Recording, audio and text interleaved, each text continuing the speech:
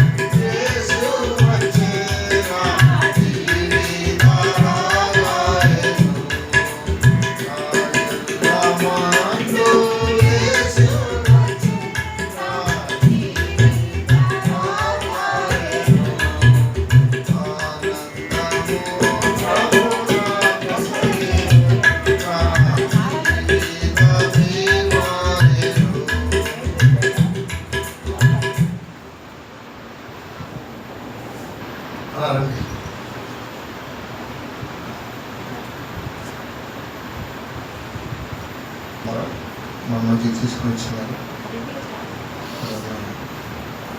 భగవత్వాన్ని మనతో చూసుకున్నారు.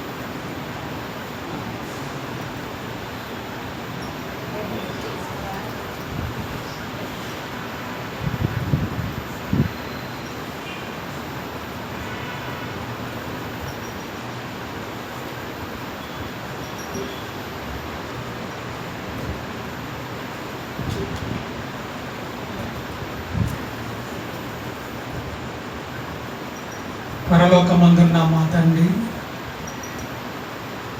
పరిశుద్ధమైన దేవ, మీకు వందనాలు, స్తోత్రము.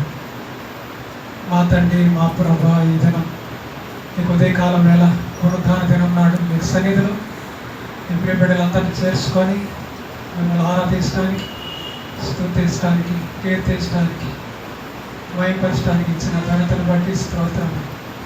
ఆ రీతిగా నా ప్రభా, ఈ దినం ప్రభా మీ సన్నిధిలో మేమందరం చేరి మా జీవితాలు సరి చేసుకొని చక్కగా నా ప్రభా మీ యొక్క బలలో పాల్పొందే నిమిత్తం ఆ రీతిగా మీ యొక్క వాక్యం ధ్యానించుకుంటుండగా సహాయం చేయి.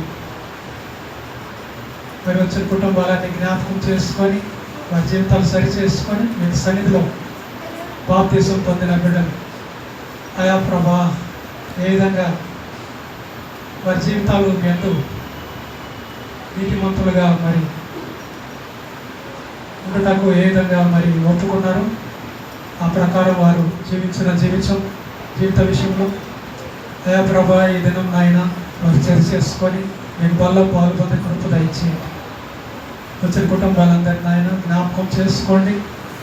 ఇది నా వాక్యం నాయన, బలం కావాల్సిన వాక్యం ధ్యానించుకుంటుండగా మీ దాసుడు నన్ను జ్ఞాపకం చేసుకోండి. ఇక బలహీనుడు ఎన్నిక లేని వాడి ప్రభా మీ యొక్క మాటలు నాయన నా నోటి నుంచి ప్రతి ఒక్కరితో నాయన మీ యొక్క మాటలు నాయన అయా తెలియపరచమని కోరుతూ ప్రార్థిస్తున్నాను.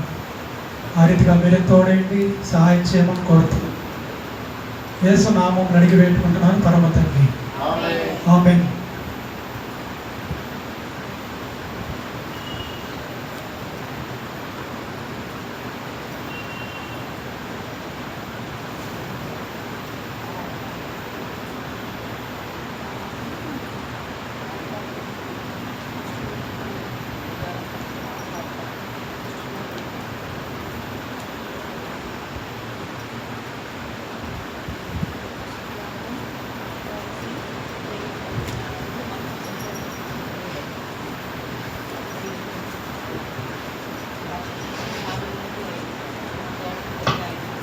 అందరికీ వందనాలు.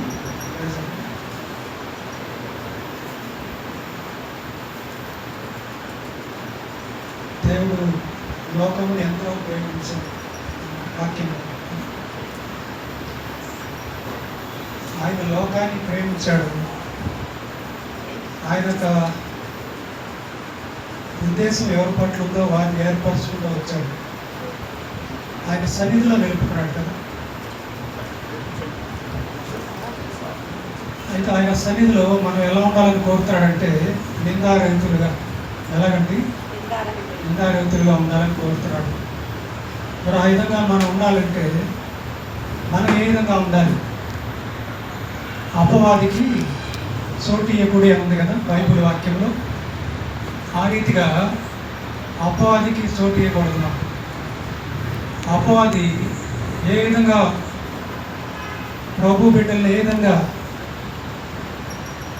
పడగొడదామని, పాపంలో దింపుదామని కాసుకొని ఉంటాడండి కదా. మరి ఆ విధంగా గొప్ప గొప్ప వ్యక్తులే, ప్రార్థనా పనులే ఒక్కొక్కసారి సాతాను వల్ల పడినట్టుగా ఉంది.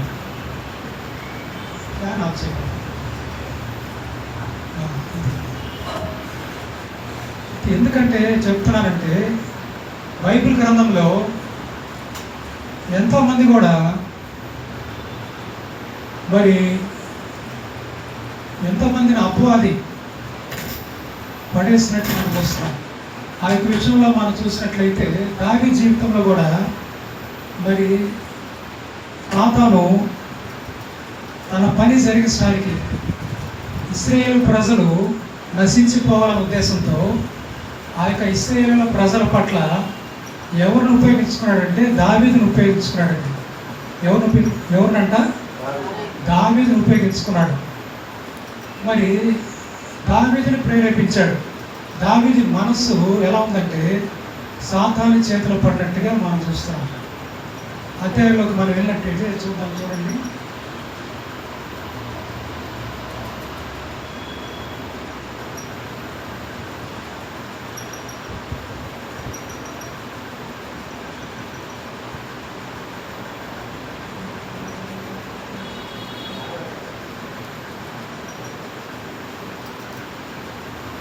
లేఖనాల్లో మనం చూసినట్లయితే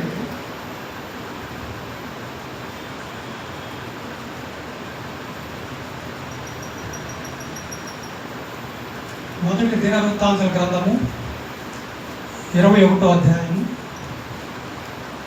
1-3 వచనాలు చదువుకుందాం.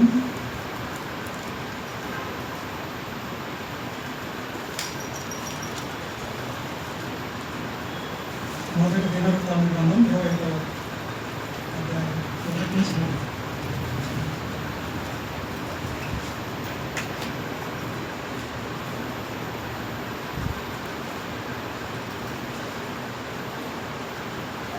తర్వాత సాతాను ఇశ్రాయేలునకు విరోధముగా లేచి ఇశ్రాయేలులను లెక్కించుటకు దావీదును ప్రేరేపింపగా దావీదు యోవాబునకును జనుల యొక్క అధిపతులకును మీరు వెళ్ళి బెర్షెబా మొదలుకొని దాను వరకు ఇశ్రాయేలులను ఎంచి వారి సంఖ్య నాకు తెలియటకై నా ఎదుకు దాన్ని తీసుకుని రండని ఆజ్ఞ ఇచ్చాను.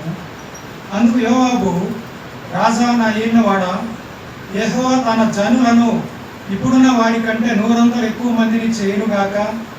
వారందరూ నా ఏలిన వాని దాసులు కారా? నా ఏలిన వానికి ఈ విచారము ఎలా? ఇది జరగవలసిన హేతు ఏమి? జరిగిన ఎడల ఇశ్రాయేలులకు శిక్ష కలుగునని మనవి చేశాను.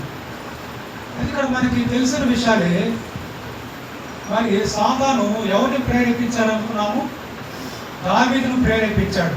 అపవాది దావీదును ప్రేరేపించి ఇశ్రాయేలులను లెక్కించడానికి మరి ఆయన యోవాబునకు మరి తెలియపరుస్తూ వచ్చాడు. దావీదు యోవాబు అంటున్నాడు, ఇది తగినది కాదు.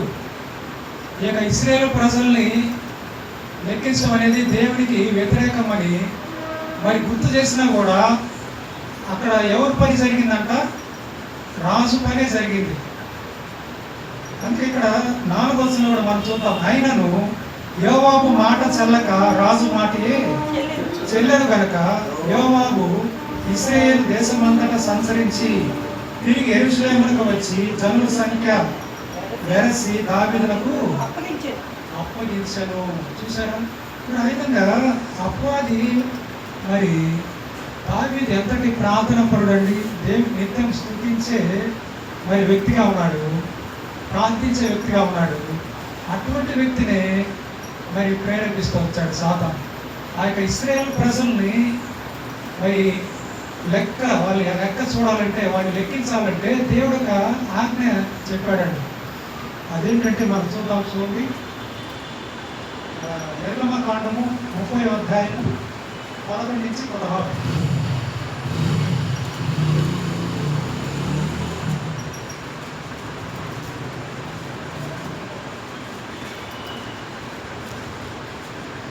నిర్గమకాండం 30వ అధ్యాయము 11-16 మనం చూసినట్లయితే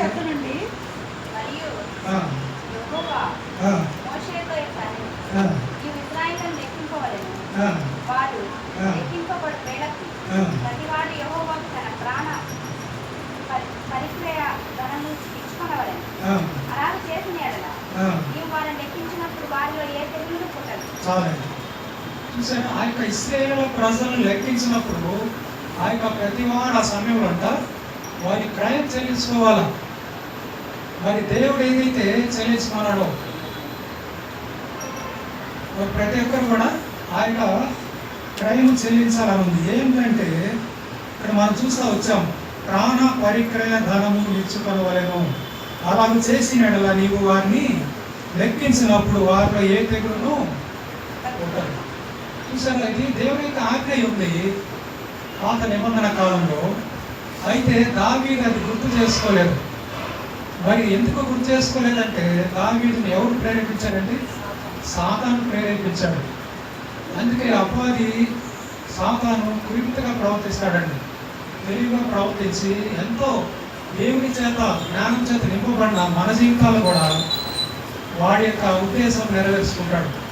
మన ఆ విధంగా మనుషుల్ని ఇబ్బంది పెట్టే స్థితిలో ఉంటాడు. మరి దావీదు ఆ విధంగా ఆ లెక్క విషయంలో యోవాబుకి ఏదైతే చెప్పాడో అది జరిగిన తర్వాత ఎంతమంది చనిపోయారంటే 70,000 మంది చనిపోయారంట. ఎంతమంది అండి? 70,000 మంది. ఆ యొక్క విషయం అయ్యి దావీదు కూడా తర్వాత ఒప్పుకుంటాడు. మనమైతే పాపం ఒప్పుకోం, కానీ దావీదు ఇది ఒప్పుకున్నాడండి. నేను ఈ విషయంలో నేను పాపం చేశాను అన్నాడు. అది ఇక్కడ నిర్గమకాండము 30వ అధ్యాయము 11 చదివాము, 11, 12 చదువు 13 నుంచి చదివితే, వారు ఇయ్యవలసినది ఏమనగా లెక్కింపబడిన వారిలో చేరు ప్రతివాడును పరిశుద్ధ స్థలము యొక్క తొలమును బట్టి అరతొలము ఇయ్యవలెను. ఆ తొలము 20 చిన్నములు. ఆ అరతొలము యెహోవాకు ప్రతిష్ఠార్పణ. 20 సంవత్సరములు కానీ అంతకంటే ఎక్కువ వయసు కానీ గలవారి లెక్కింపబడిన వారిలో చేరు ప్రతివాడు యెహోవాకు అర్పణనీయవలెను. అది మీ ప్రాణములకు పరిక్రయ ధనముగా ఉన్నట్లు యెహోవాకు అర్పణ ఇచ్చినప్పుడు ధనవంతుడు అరతొలము కంటే ఎక్కువ ఇవ్వకూడదు, పేదవాడు తక్కువ ఇవ్వకూడదు. నీవు ఇశ్రాయేలీయుల యొద్ద నుండి ప్రాయశ్చిత్తార్థమైన వెండి తీసుకొని ప్రత్యక్ష గుడారం యొక్క సేవ నిమిత్తము దాన్ని నియమింపవలెను.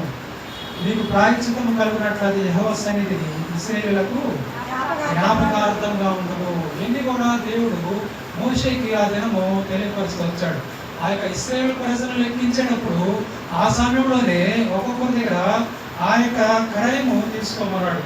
మరి ఆ విధంగా వారు ఏదైతే ఇవ్వాలనేది దేవుడు తెలియపరుస్తూ వచ్చాడు. మరి ఇక్కడ మనం 16 వచనం చూస్తే, ఇశ్రాయేలీయుల యొద్ద నుండి ప్రాయశ్చిత్తార్థమైన వెండి తీసుకొని ప్రత్యక్ష గుడారం యొక్క సేవ నిమిత్తము దాన్ని నియమింపవలెను. సేవలో దాన్ని ఉపయోగించుకోమని తెలియపరుస్తూ వచ్చాడు.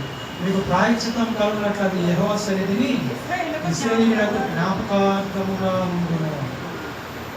ఇవన్నీ కూడా దేవుని యొక్క విధులు, ఆజ్ఞలు. మరి అది పాటించకుండా, అది జ్ఞాపకం చేసుకోకుండా దావీదు పాపం చేసినట్టు మనం చూస్తూ వచ్చాం. అయితే తర్వాత జరిగిన విషయాలు మనం చూసినట్లయితే,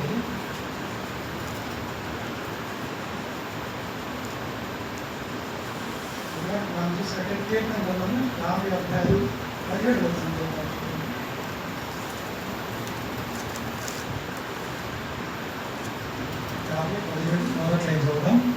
దిద్దుబాటు నీకు అసహ్యము కదా, నీవు నా మాటలను నీ వెనుకకు త్రోసివేసదము. చూసారా, మరి దేవుని దృష్టిలో దిద్దుబాటు అనేది చాలా అసహ్యం అని మరి కీర్తనకారుడు భక్తుడు అంటాడు. అయితే మనం ఏం చేయకూడదంట? పాపం చేయకూడదు. పాపం చేయడం వల్ల ఆ యొక్క మళ్ళా దిద్దుబాటు అనేది దేవుని దృష్టిలో మరి అయిష్టంగా మనకి తెలియబడుతుంది.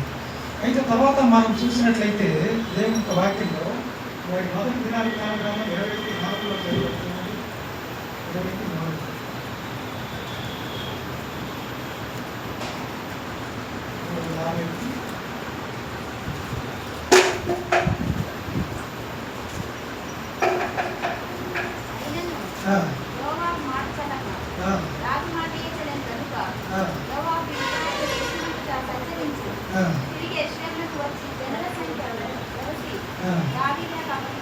చాలండి. మరి యోబు ఏం చేశాడు? అది రాజు మాట అయితే చెల్లింది, యోబు మాట ఏంటంట చదవలేదు. యోబు జ్ఞాపకం చేశాడు, కానీ రాజు మాటే చెల్లినట్టుగా దావీదు చేశాడు. తన మాటే చెల్లించుకున్నాడు. అందుకే యోబు ఏం చేశాడు? మరి రాజు మాటే చెల్లిన కనుక యోబు ఇశ్రాయేలు దేశం అంతటా సంచరించి తిరిగి యెరూషలేమునకు వచ్చి జనుల సంఖ్య వెరసి దావీదునకు అప్పగించాను. తర్వాత జరిగిన విషయాలు మనకు తెలిసి, అక్కడ ఆ యొక్క లెక్కించే విషయంలో 2 గోత్రాల వారిని ఆయన కలపలేదు. ఎవరు కలపలేదంట? 2 గోత్రాల వారిని. చూడండి. రాజు మాట యోవాబునకు 5వ వచనం, ఇశ్రాయేలీయులందరిలో కత్తి దూయేవారు 1100 లక్షల మంది, యూదా వారిలో కత్తి దూయేవారు 4,70,000 మంది సంఖ్యను వచ్చిరి. రాజు మాట యోవాబునకు అసహ్యంగా ఉండేది కనుక అతడు లేవి బెన్యామీను గోత్ర సంబంధులను ఆ సంఖ్యలో చేర్చలేరు అన్నది. చూసారు, అందుకే లేవి బెన్యామీను గోత్రంలో అయితే మరి యోవాబు చేర్చలేదు ఆ యొక్క ఇశ్రాయేలు ప్రజలు లెక్క పెట్టే విషయంలో. అయితే కొరవ లెక్కంతా కూడా మరి దావీదుకు అప్పచెప్పినట్టుగా మనం చూస్తున్నాం. తర్వాత దావీదు కళ్ళు తెరవబడతా వచ్చినాయి. తానేం ఆలోచన చేశాక, నేను దేవుని దృష్టిలో పాపం చేశానని జ్ఞాపకం చేస్తున్నాడు. చూద్దాం, చూడండి. ఈ కార్యము 7వ వచనము,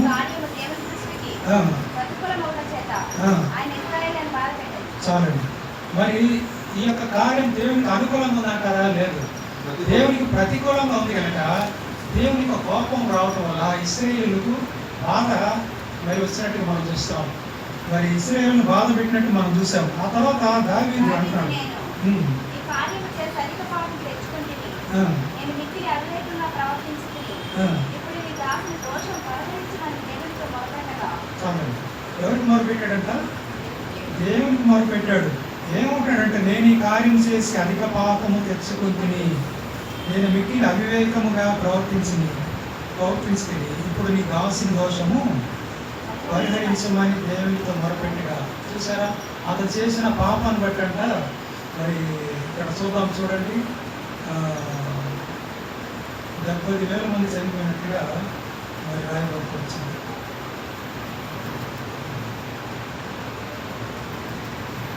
14 వచనం చదువుదాం. కావున యెహోవా ఇశ్రాయేలీయుల మీదకి తెగులు పంపగా ఇశ్రాయేలీయులలో 70,000 మంది చచ్చారు. చూసారా, మరి దావీదు చేసిన పొరపాటును బట్టి మరి ఆ అపవాదికి మరి చోటు వేయడం వల్ల ఆ సాతాను మరి దావీదుని ప్రేరేపించిన దాన్ని బట్టి మరి దావీదు ఆయన ఇశ్రాయేలు ప్రజలు లెక్కించమని యెహోవాకు తెలియపరిచిన దాన్ని బట్టి మరి తాను పాపం చేసినట్టుగా తర్వాత గ్రహించాడు. అతను చేసిన పాపం బట్టి ఇశ్రాయేలులను దేవుడు బాధ పెట్టాడు. ఆ సమయంలో ఎంతమంది చనిపోయారంట? 70,000 మరి తెగులుతో చనిపోయినట్టుగా మనం చూస్తాం. ఆ యొక్క విషయమై దావీదు జ్ఞాపకం చేసుకొని, మరి నేను అవివేకంగా ప్రవర్తించింది, ఇప్పుడు నీకు కావాల్సిన దోషము పరిహరించమని దేవునితో మొరపెట్టగా దేవునికి మొరపెట్టుకున్నాడు. ఆ పాపం పరిహరించు, క్షమించు అని దేవునికి నా దోషము తొలగించమని ప్రార్థిస్తున్నాడు.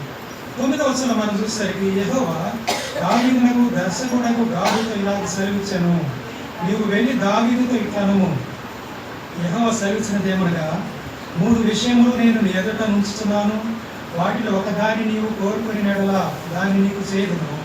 కావున గాదు దావీదు వద్దకు వచ్చి ఇట్లనెను, 3 ఏళ్ల పాటు కరువు కలుగుట, 3 నెలల పాటు నీ శత్రువులు కత్తి దూసి నిన్ను తరముగా నీవు వారి ఎదుట నిలవలేక నశించిపోవుట, 3 దినముల పాటు దేశమందు యెహోవా కత్తి అనగా తెగులు నిలుచుట చేత యెహోవా దూత ఇశ్రాయేలుల దేశమంతటా నాశనము కలుగజేయుట అను వీటిలో ఒకదాన్ని నీవు కోరుకోమని యెహోవా సెలవిస్తున్నాడు.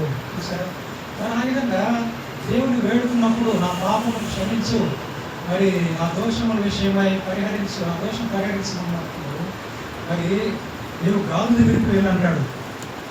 మరి వెళ్ళినప్పుడు అతను చెప్తున్నాడు, దేవుడు తెలియపరుస్తాడయ్యా, 3 ఏళ్ల పాటు ఏంటంట కరువు వస్తుంది, లేదా 3 నెలల పాటు నీ శత్రువులు కత్తి దూసి నిన్ను తరముగా నీవు వారి ఎదుట నిలవలేక నశించే విధంగా. 3వదిగా మనం చూస్తే 3 దినముల పాటు దేశమందు యెహోవా కత్తి అనగా తెగులు నిలుచుట, యెహోవా దూత ఇశ్రాయేలీయుల దేశమంతటా నాశనం కలుగజేయడం. ఈ 3 విషయాల్లో నువ్వు ఏది కోరుకుంటావు అన్నప్పుడు మరి దావీదు అనుకుంటున్నాడు, ఇవన్నీ కాదు కానీ మరి దేవుడి చేతిలోనే నేను చనిపోవటం మేలని ఆలోచన కలిగి ఉన్నాడు. కలిగి ఉన్నాడండి? దేవుని చేతిలోనే నేను చనిపోవటం మేలు అనుకున్నాడు. గాదు అంటే మరి మనకేం అర్థం వస్తుందంటే, అతను దర్శకుడుగా ఉన్నాడు అంటే ఫర్ట్యూన్ అంటారు ఇంగ్లీష్లో.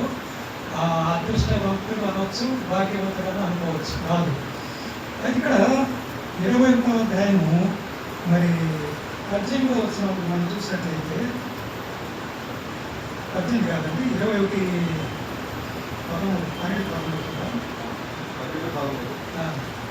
యెహోవా సెలవిస్తున్నాడు, కావున నన్ను పంపిన వారికి నేను ఏమి ప్రత్యుత్తరం ఇవ్వవలెనో దాన్ని యోచించుము. అందుకు దావీదు అన్నాడు, నేను మిక్కిలి ఇరుకులో చిక్కుకొని ఉన్నాను. యెహోవా మహాకృపగలవాడు, నేను మనుషుల చేతిలో పడక ఆయన చేతిలోనే పడుదును గాక అని గాలుతో అది గాలుతో తెలియపరుస్తున్నాడు. యెహోవా దావీదు, నేను దేవుని చేతిలోనే పడతాను, మనుషుల చేతిలో కన్నా ఆయన ఎంత నేను శిక్ష అనుభవిస్తానంటాడు. ఆ తర్వాత 70,000 మంది చనిపోయినట్టుగా మనం చూస్తాం. మరి దానికి ఆయన పాపానికి మరి అది ఏం చేయాలనేది తర్వాత తెలియపరుస్తూ వచ్చాడు. 18 వచ్చిన మనం చెప్పాం. 18 యెబూసీయుడైన వార్నాను పల్లమునందు యెహోవా ఒక బలిపీఠమును కట్టించుటకై దావీదు అతనికి నడవలని దావీదునకు ఆజ్ఞనిమ్మని యెహోవా తోట గాదును సెలవీయగా. చాలండి. ఇక్కడ అతను ఎవరంటే యెబూసీయుడైన ఓర్నాను. ఓర్నాన్ అంటే అతను ఎవరని చెప్పుకోవచ్చు అంటే చురుకైన వాడు. ఆ యొక్క ఓర్నాను కలనందు ఆ ప్రదేశము ఓర్నాన్ని అడిగి తీసుకోమంటాడు దేవుడు. మరి గాదు ద్వారా తెలియపరుస్తాడు. అయితే అతను ఓర్నాన్ యుద్ధకు వెళ్ళినప్పుడు అప్పుడు దావీదు అన్నాడు, నా ప్రభు అని చెప్పి మోకరించి మరి అతను నమస్కారం చేసి నువ్వు అడిగినట్టు నేను ఇస్తానని ఒప్పుకుంటాడండి. చూసారా, దేవుని బలిపీఠం కట్టే విషయంలో ఓర్నాను తన మనసులో ఉందంటే చురుకుగా ఉంది. అందుకే చురుకైన వాడుగా ఉన్నాడు ఓర్నాను. అందుకే ఇక్కడ మనం చూసినట్లయితే మనం దావీదు 21 చదువుకుందాము. దావీదు వార్నాను వచ్చినప్పుడు వార్నాను దావీదును చూచి కళ్ళెములో నుండి వెలుపలికి వచ్చి తల నేల మట్టుకు వంచి దావీదుకు నమస్కారం చేశాడు. ఈ తెగులు జనులను విడిచిపోయినట్లుగా ఈ కళ్ళపు ప్రదేశం ముందు నేను యెహోవా ఒక బలిపీఠమును కట్టించుటకై దాన్ని నాకు తగిన క్రయమును ఇమ్మని దావీదు వార్నాను అనగా వార్నాను రాజైన నా ఏలిన వాడు దాన్ని తీసుకుని తన దృష్టికి అనుకూలమైనట్టు చేయను కాక ఇదిగో దానవులకు ఎద్దులు గంటలకై విడివిడి సామ్రాజ్యం నైవేద్యము పోలింది ఇదంతా నేను ఇచ్చేదాన్ని దావీదుతో అడిగి. చూసారా, మరి అతను అడిగింది ఆ యొక్క ఓర్నాన్ కాలం మీద ఆ యొక్క ప్రదేశమే ప్రాంతం అడిగాడు. మరి అతనైతే చురుకలవాడు కదా, దేవుని బలిపీఠం కట్టుకై దేవుని పనికై ఇంకా ఏమిస్తానని ఒప్పుకున్నాడంట. దహన బలులకు ఎదురు కట్టెలకై మెరుగుపడి సామాగ్రి నైవేద్యములకు గోధుమ పిండి ఇదంతే నేను ఇచ్చేదని దావీదు పని. చూసారా, ఆయన దేవుని పని విషయమై తాను ఆ యొక్క స్థలం కాకుండా తాను ఇంకా అక్కడ ఆ సమయంలో మరి ఏదైతే సమర్పించుకోవాలో దేవునికి ఇష్టపూర్వకంగా ఓర్నాను మరి తాను కలిగిన చురుకైన మనస్సు కలివాడు కనుక వెంటనే ఒప్పుకున్నాడు దేవుని పని. మరి ఆ విధంగా ఆ యొక్క ఈ దినము ఆ యొక్క ఓర్నాను కళ్ళం యొక్క ఆ ప్రదేశం ఏమైతే ఉందో అక్కడే ప్రభువైన యేసుక్రీస్తు వారు కూడా మన కొరకు ఆయన ప్రాణం పెట్టాడండి. మన ప్రాణానికి మన పాపం విషయమై ఆయన ప్రాయశ్చిత్తమైనట్టుగా ఆ ప్రదేశంలోనే తెలియపరచబడుతుంది. అదే ప్రదేశంలో మరి సొలొమోను కూడా మందిరం పెట్టినట్టుగా తెలియపడుతుంది. మరి ఎంత గొప్ప విషయం కదా. మరి ఆ రీతిగా మరి దావీదు అయితే తన పాపంకి ప్రాయశ్చిత్తం ఆ విధంగా దేవుడు చెప్పిన విధంగా గాదుతో అక్కడ బలిపీఠం కట్టినట్టు మనం చూస్తున్నాం. మరి సామెత గ్రంథము 28వ అధ్యాయము 26వ వచనం చూద్దాం ఒకసారి. సామెత 28, 26.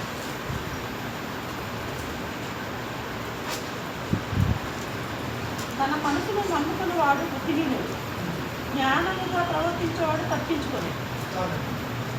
సామెత 28 ఎంతమ్మా? 28, 26. చాలండి. తన మనస్సును నమ్ముకున్నవాడు బుద్ధిహీనుడు, జ్ఞానంగా ప్రవర్తించేవాడు తప్పించుకున్నాడు. మరి దావీదు ఆ యొక్క సంతాన్ని ప్రేరేపించినప్పుడు తన మనస్సును నమ్ముకున్నాడు. మనం కూడా మనం ఏదైనా చేయాలంటే మన ఇష్ట ప్రకారం చేస్తాం కదా. దేవుని చిత్తము ఒక్కోసారి మరి మర్చిపోతాం. దేవుని చిత్తం ఏమైందో తెలుసుకోవటం మర్చిపోతాం కదా. అయితే ప్రతి విషయంలో కూడా దేవునికి మనము తెలియపరచుకోవాలి. తెలియపరిచి మరి అది దేవునికి అనుకూలమో కాదో మనం తెలుసుకొని దేవుడి ఇచ్చిన జ్ఞానం బట్టి మనం నడుచుకోవాలి. లేకపోతే అపవాది మనలో తొందర పెడతాడు. ఏదో విషయంలో ఏదైనా కొనుగోలు చేయాలన్నా, ఏదైనా పని మీద ఏదైనా జాబ్ విషయం కావచ్చు, ఇంకోటి కావచ్చు, ఏదైనా కూడా ఏదైనా పెళ్లి విషయం కావచ్చు, ఏదైనా ఇల్లు కట్టుకునే విషయంలో కావచ్చు, ఏదైనా కూడా మరి మనం తొందర పడతాం. కానీ దేవునికి అనుకూలమో కాదో, దేవుని చిత్తం ఏమైందో కొన్ని విషయాల్లో మనం దేవుని అడిగి తెలుసుకోవాలి. అందుకే దేవునికి వాక్యం సెలవిస్తుంది ఏంటంటే తన మనసును నమ్ముకున్నవాడు బుద్ధిహీనుడు అని. ఆ విధంగా జ్ఞానంగా ప్రవర్తించేవాడు తప్పించుకొనను. తర్వాత మనం చూసినట్లయితే ఇరిమియా గ్రంథం 17:17 కూడా మనం చూద్దాం. ఇరిమియా గ్రంథము 17:17.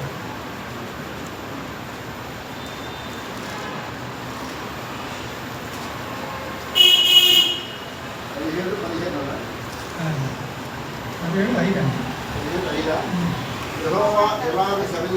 చెప్తున్నాడు. నరులను ఆశ్రయించి శరీరులను తనకు ఆధారముగా చేసుకొనొచ్చు తన హృదయమును యెహోవా మీద నుండి తొలగించుకున్నవాడు శాపగ్రస్తుడు. చూసారు ఇక్కడ దేవుని వాక్యం సాగిస్తున్నారు. ఇర్మీయా గ్రంథము 17:5లో నరులను ఆశ్రయించి శరీరులను తనకు ఆధారంగా చేసుకోవాలి. మనం మామూలుగా మనం ఎవరిని ఆశ్రయించాలంటే దేవుని ఆశ్రయించాలి. దేవుని ఆశ్రయించకుండా నరులను ఆశ్రయించి మరి తర్వాత శరీరులను ఆధారంగా చేసుకొని ఆ విధంగా ఉండటం వల్ల మరి యెహోవా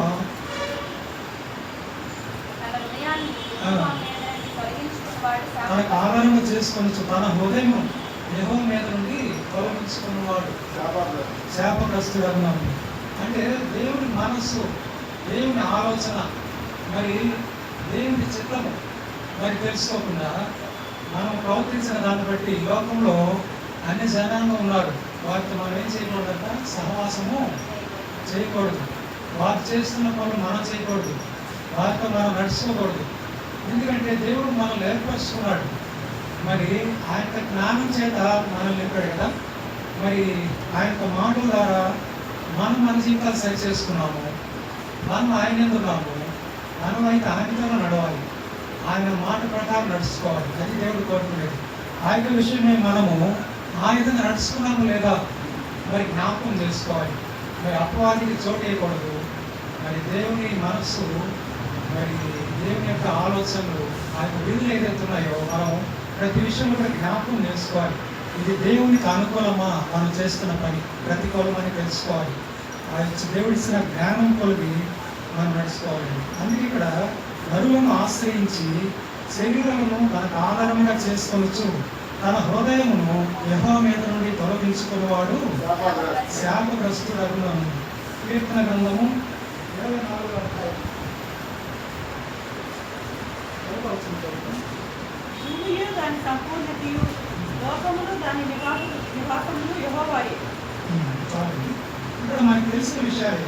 భూమియు దాని సంపూర్ణతయు లోకమును దాని నివాసులను యెహోవాయే. చూసారా, భూమి, ఆకాశము, సముద్రం సమస్తము కూడా ఆయనదే. మరి ఎన్ని మనం తెలిసి కూడా మరి నరులను ఆశ్రయిస్తూ శరీరాలతో మరి మనం వారి మీద ఆధారపడి మనం జీవించినందుకు మరి భూమి అంతా ఈ యొక్క ప్రపంచం అంతా కూడా ఆయనదైనప్పుడు మనం ఎవరికి మొదలు పెట్టుకోవాలండి? ప్రతి విషయం కూడా ఆయన కలుగు చేసిన ఇవన్నీ కూడా మనం ఆయన కూడా సృష్టించింది. అందుకే ప్రతి విషయంలో కూడా దేవునికి మరి మొట్టమొదటి ప్రాధాన్యత ఇవ్వాలి. మరి ఆ విధంగా జీవించాలి. అందుకే భూమి దాని సంపూర్ణతయు లోకమును దాని నివాసులను యెహోవాయే. లోకంలో నివసించేవారు కానీ మరి భూమి సమస్తము లోకం అంతా కూడా, లోక నివాసులు అందరూ కూడా ఆయన వారే. అంటే మానవ జీవితంలో మరి జరిగిన విషయాలు తాను పాపంలో మరి నిలబడటానికి, పాపంలో పడిపోవటానికి మరి సాతాను ఏం చేశాడంట? ప్రేరేపిస్తూ వచ్చాడు. ఎంతో పేరు తెచ్చుకుంటాము, మంచి భక్తి కలిగి ఉంటాము, దేవునికి జ్ఞానం చేత నింపబడి ఉంటాము. ఏదో ఒక సమయంలో ఏదో ఒక విషయంలో కూడా మనం పొరపాటు చేస్తుంటాం కదా. అది దేవుని దృష్టిలో అనుకూలం కాదు. పెద్ద తప్పులు కూడా ఒక్కొక్కసారి ఎంతమంది వారి సేవకులు ఉన్నారు, మంచి పేరుగా ఉన్నారు, పేర్లు చెప్పకూడదు. అయితే వారిని అటువంటి వారిని కూడా సాతాను ఏం చేశాడంటే ఈ రోజుల్లో ఈ లోకంలో ఉన్న పరిస్థితులను బట్టి, లోక ఆశలతో వారు ఏదేదో మరి ప్రజల మేలు వరకు చేస్తున్నట్టుగా వాడు వాళ్ళ మనసును తీసుకొస్తారు. మరి పక్కన ఉన్న ప్రజలకు మేలు కలిగినట్లు సేవకులు ఏం చేస్తారంటే ఈ పని చేయండి అంటారు. దానివల్ల ఏంటంటే అందరికీ నష్టం వస్తుంది. ఆ నష్టం రావడం వల్ల ఆ సేవకుడికి ఏమొస్తుందంట? చెడ్డ పేరు వస్తుంది. ఇది ఒక ఊళ్ళో జరిగే విషయం. మా ఊరి పక్క అందరికి తెలిసిందే. ఆ విధంగా క్రైస్తవులు అందరూ బాధపడే ఉద్దేశంతో అతను ఏం చేశాడంటే అందరి చేత డబ్బులు కట్టించాడు. డబ్బులు బాగా వస్తాయి, ఇంత కడితే అంతకంత వస్తాయి. వాళ్ళు ఏం చేస్తారు? అందరూ కట్టారు, మీకు తెలుసు. చాలామంది కట్టారు, మీ అందరికీ కూడా తెలుసు. కానీ ఎంతో టీవీలో అన్ని చోట్ల కూడా ఎంతో పేరు తెచ్చుకున్న మంచి సేవకుడు ఆయన. అటువంటిది తన పరిస్థితి ఏమైందంటే ఆ, అపవాది చోటు చేసుకున్నాడు. అతను చోటు చేసుకొని మరి క్రైస్తవులందరూ కూడా మేలు జరగాలని ఆ యొక్క సంస్థలో జాయిన్ అయ్యి అతనికి చెడ్డ పేరు వచ్చింది ఆఖరిలో. ఆ డబ్బులన్నీ పోవడం వల్ల అతను పట్టుకోవడానికి వచ్చాడు. అతను కొంతకాలం తన పరిస్థితి ఎలా ఉందంటే ట్రైన్లో మూల కూర్చోవడం పిచ్చేవాళ్ళ కలవడం చూసారా, అంత మంచి సేవకుడు. మరి అటువంటి మంచి మంచి సేవకులు, మంచి వాక్యం బోధించేవాళ్ళు దేవుని యందు అతను వాక్యం వింటుంటేనే ఎంతో చక్కగా ఉంటుంది. దేవుడు మాట్లాడినట్టు ఆ విధంగా బైబిల్ తీసుకోవడం అనుకుంటా అతను చాలామంది సేవకులు. అటువంటి మంచి పేరు తెచ్చుకునే వాళ్ళని ఈ లోకంలో అపవాది ఏ విధంగా పడదొద్దామో, ఏ విధంగా కొందరిద్దామో, చెడ్డ పేరు తెద్దామో కాసుకొని ఉంటాడు కదా. ఆ విషయమే మనం జాగ్రత్తగా ఉండాలి. అపవాదికి మనము చోటు ఇవ్వకూడదు. మరి దావీదు అంతటి పేరు పొందిన వ్యక్తి ఒక్కొక్కసారి పాపంలో పట్టడం మనం చూసాం కదా. మరి ఇక ఇశ్రాయేల్ ప్రజలు లెక్కించాలని ఆ సాతాను ప్రేరేపించిన దాన్ని బట్టి తన పాపం తీసుకొచ్చాడు. తర్వాత తన దోషం విషయమై పరిహరించమని దేవుడు కోరుకున్నాడు. దేవుడైతే మరి సెలవిచ్చి గాదు దగ్గరికి వెళ్ళమన్నప్పుడు మరి తర్వాత గాదు ద్వారా దేవుడు తెలియపరిచింది ఏంటంటే ఓర్నాన్ కలం ఎద్దకెళ్ళు అక్కడికి వెళ్ళి ప్రాయశ్చిత్తంగా ఆ యొక్క బలిపీఠం కట్టమన్నప్పుడు తన పాపం విషయమై ఆ యొక్క ప్రాయశ్చిత్తం అక్కడ పొందుకుంటూ వచ్చినట్టు మనం చూస్తాం. ఆయన యేసుక్రీస్తు ప్రభువారు కూడా ఆ ప్రాంతంలోని మన పాపం విషయమై ఆయన ప్రాయశ్చిత్తం అయ్యాడు కదా. అక్కడే మరి సొలొమోను కూడా ఆ ప్రాంతంలో మందిరం కట్టినట్టుగా తెలియబడలేదు. మరి అటువంటి గొప్ప విషయాలు బైబిల్ గ్రంథంలో ఎన్నో ఉన్నాయి మనకు తెలియని. అయితే మనమైతే సాతాను వాడి పూర్తిగా మన జీవితాల్లో మనల్ని పడేలా చూస్తున్నాడు. ఆ యొక్క విషయమే మనం ఎలా ఉండాలంటే జాగ్రత్తగా ఉండాలి. మరి అందుకే ఈ దినము ఈ వారం అంతా కూడా ప్రతి వారం మనము ఆయన యొక్క శరీరంలో రక్తంలో పాల్గొంటున్న మనం ఈ వారం అంతా కూడా ఏ పరిస్థితిలో మనము తగ్గిపోయి ఉన్నామో ఆ యొక్క విషయమై జ్ఞాపకం చేసుకొని మనసును ప్రార్థన చేసుకొని దేవుని క్షమించమని వేడుకొని ఆ రీతిగా ఇక మీదట ఆయన ఎందుకు ఫలించినట్లు మన జీవితాలు పరీక్షించుకొని ఆయన యొక్క శరీరంలో రక్తంలో పాల్గొనడానికి మనం సిద్ధపడాలి. దేవుడి మాటలు దీవించగాక ఆమేన్.